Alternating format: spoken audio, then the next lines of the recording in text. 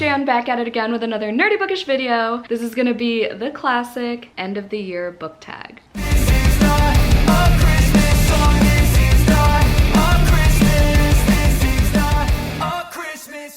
So day whatever Vlogmas this is, I'm sure I won't be uploading this until at least first week of December probably. And I know there's a question in here about an autumnal transition book. We're just gonna do our best, okay? I know this tag was created by Ariel Bissett. I'm sure y'all know her, but just getting that out there. I didn't realize there were only 6 questions in this tag. So instead of answering the do you have an autumnal book to transition into the end of the year, since I'm filming this so late, I guess, whatever that means, I'm just gonna expand some of the other questions more. Number 1, are there any books you started this year that you need to finish? Great question, glad you asked.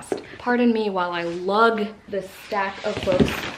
So there are many, is the short answer. The long answer is in December, I'm planning for one of my big projects to be finishing books that I'm currently reading. With the exception of a couple of them that I know are just gonna be impossible because I've barely started them and they're like very, very big books. For example, Silver Under Nightfall by Rin Chapeko. I just started it. I'm on chapter 2, literally. So this I would love to finish before the end of the year, but I know I probably won't. But just know that it's on there. There are many other big books on here as well, such as Babel. I'm currently 70 pages into this. I'm taking this so slowly because I want to absorb every single word, learn the magic system or whatever it's called in here, learn the world and the characters and everything very thoroughly, because y'all didn't know R.F. Kuang went to freaking Harvard and it shows. That's that on Babel. I'm also 61 pages into These Twisted Bonds by Lexi Ryan, which is the sequel to These Hollow Vows, which was my first read of 2022 and my first 5-star read of 2022. I got it like on release day because a subscriber named Natalie got it for me for my birthday, and I still have yet to finish it clearly. And this one I'm confident in because it is really quick and I did obviously really enjoy These Hollow Vows. I heard the ending of this one is kind of whack, but I'll be the judge of that. I'm also in the middle of Kingdom of the Curse by Kerri Maniscalco. I'm 132 pages in. I started this I think September or something, maybe before then, August, I don't know. But this is the sequel to Kingdom of the Wicked, which I read this year as well and loved, and the 3rd one came out and I pre-ordered it, but I still have yet to finish this one, so there's that. And then I'm still in the middle of my reread, my first reread, so my second time through The Invisible Life of Addie LaRue.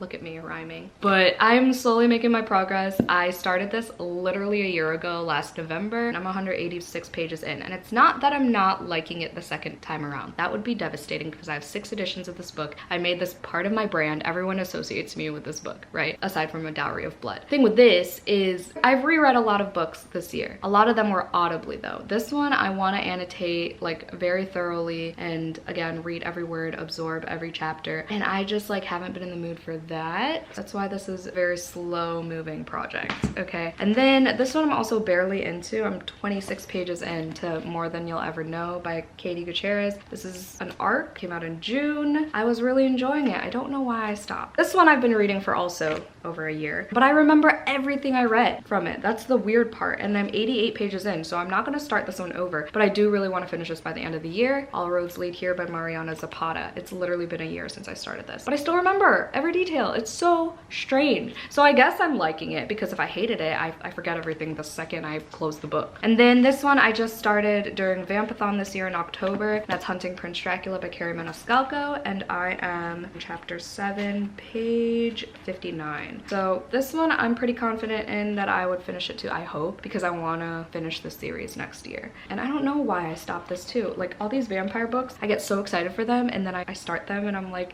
I want to save them. Save them for what? So skipping the autumnal book to transition into the end of the year, because I read autumnal books in my opinion like year round. The only books that I try to like save for a season, because I read spooky books year round. I do save some for October, yes, but like summer books I can only read in the summer pretty much. With the exception of some, like I just recently read Where We End and Begin by Jane Akaro, which was set in the summer, and I finished it like last weekend, and that was good, but it has to be like a really specific exception. But yeah, to answer this question, I don't really have like a transition book because I read autumnal books all year. Number 3, is there a new release you're still waiting for? Not really. Not really. I did start prepping for my December most anticipated releases, and I have a few, but I'm not like overly ecstatic about them. I'm not eager to buy them on release day type of shit. I do really love the cover of Queen of Myths and Monsters. It's the sequel to King of Battle and Blood, but I can't really say that I'm excited for it because I haven't read King of Battle and Blood. I just really like the cover. So that comes out I think December 1st. And then like there are so many sequels and continuations of series that come out in December, like the Zodiac Academy book, the 8th one comes out, and like the Magnolia Parks books that everyone's freaking out about. Like I haven't read the first one, so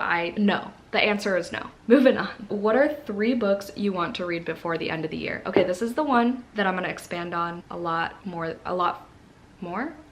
than just 3 books because of that autumnal question. So another project I'm planning on doing in December is reading the rest of my 22 must-reads of 2022. So I made a list at the beginning of the year. I'm gonna do it again for next year, but basically 22 books that I have to read this year, right? And I have a few left. This one I kind of messed myself up because I put series I want to finish, and it's this long ass list, and I did a couple of them. I'm gonna count it as completed because the main one on that list, I really wanted to get through the Folk of the Air trilogy, so I did that in September. I'll link that vlog down below. I'm really proud of it, so I'm just gonna count number 22 as that. But the ones I have left are very unlikely that I'll be able to get to unless I prioritize them because they're all very ambitious. First of all, Queen of Ambition, House of Earth and Blood. I don't know. I have a feeling I'm gonna really enjoy this. I just have to start it. I really like how floppy it is. I don't know. Cami said I'll probably really like it after like the 300-page mark, and that is just so daunting to me. There's this. I'll start it at some point. Out of these next few books, this one is the one I really want to get to before the end of the year, as well as A Discovery of Witches, because I've been putting this off for so long as well because it's intimidating to me. But I know I'll love this one. My supervisor at my old library just knows I'm gonna absolutely devour it once I get started and hooked. The next pretty big book on this list is The Book of Accidents by Chuck Wendig, and I got this like a year or two ago, whenever it came out. I got this like right when it came out almost. I wanted to read this in October. I should have just read it during spooky season. I mean, it still is. It's spooky season year round around here. Y'all know this. You know, I might. It has like the wintry cover as well, and I've been craving a good like creepy book. I just finished Daphne this morning, so I want more of that. So maybe this will be another like top priority. But again, those 3 books alone is like the size of a regular TBR, so like help. The next one on that 22 books list is Tell Me an Ending by Jo Harkin. This is an arc I got way before it came out in March, and I've yet to start it. It's a dystopian. I'll link my 22 books video down below because I talk about it more there. I haven't heard anyone talk about this, so I really want to get to that. And then this one I kind of lost interest in, The Bone Orchard by Sarah A. Mueller. We'll still try our best. It's just not on my priority list. And this one, same thing, Extasia by Claire Legrand. And then we have a couple from, well, I guess like the rest of my November TBR kind of counts too. So some include The Cloisters. I have Someday Maybe, which is a debut. And then I have the sequel to The Keeper of Night by Kylie Lee Baker. The Measure, The Wicked Deep, Autumn of the Grimoire. Those are all in that corner over there. And then I also want to finish the Book of the Month challenges, like the little circles, you know, to get your like socks or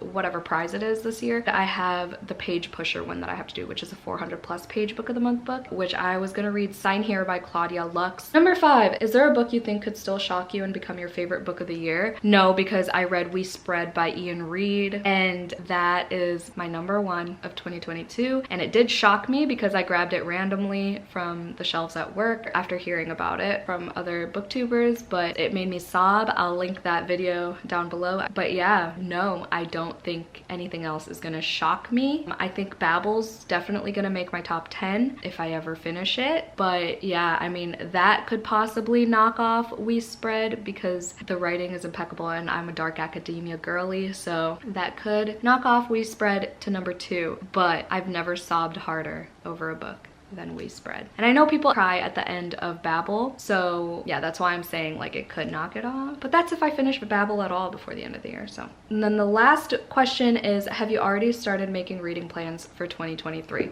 Of course. I wouldn't be Jan Agaton if I haven't, right? Yes, I already made my 23 books of 2023 list. I listed a bunch of new 2023 goals that I want to do, reading wise, life wise, YouTube wise. I've already already planned out the full moon readathon for next year. I literally planned it out like the day after this year's ended because it went so well. Y'all made it happen for me. Y'all made it what it is, and I'm so excited for next year because I have bigger plans for that. I have a couple Patreon videos planned. I do have a Patreon. All the information will be linked down below. It's vampire themed. We're called The Lair. We have a Discord where we talk about not only books but coffee and Taylor Swift and music and life in general, mental health, all that stuff, and that's all down below. So check my Patreon out if you haven't already. Love everyone on there. So yeah, I'm also planning to continue some channel series, video series that I've started last year and never continued this year, like my sad book hours vlogs. There's a Taylor Swift series that I started, and by started I mean literally one video. So I'm planning for a lot of things in 2023 and I'm so excited. I really am excited. The January book tag is also happening still in January, so look out for that. I really hope a lot of you who did it last year do it again, or all of you who did it last year do it again, and a lot of you who haven't, hopefully you try it out this year as well, because I'm really proud of that tag and I'm so happy that it's a thing. And again, y'all made it what it is, so thank you. Those are all the questions for this tag. If you made it to the end of this video, let's just put the sparkly emoji in the comments down below, you know, the stars, because it's like, it's a new year, fresh start, you know. Thank you so much for watching. Hope y'all had a great day. Stay safe, stay positive, and stay spooky always, and I'll see y'all in my next one. Bye!